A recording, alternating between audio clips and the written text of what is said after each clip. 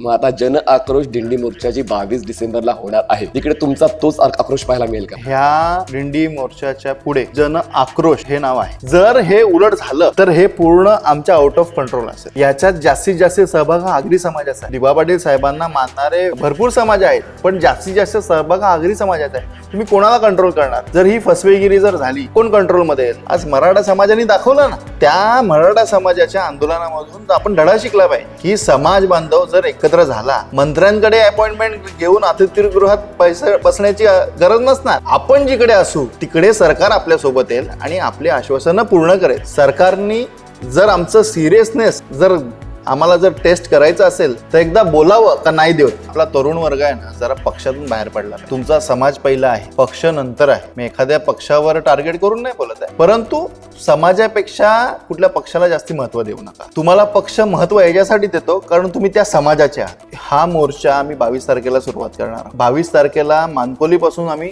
चालत जाणार आहोत आणि त्यांच्या आम्ही टप्प्याटप्प्याने आहोत. सध्यापुरती तरी आम्ही ठराव घेतलेला आहे का जिथपर्यंत नामकरण होत नाही तिथपर्यंत ती जी 24 तारखेला आम्ही असू ज्या ठिकाणी आहोत तिकडून आम्ही हलणार नाही. तर ह्याच्यात जर फसवेगिरी झाली, तुम्हाला सुशांत पाटील पार्ट 2 दिसेल.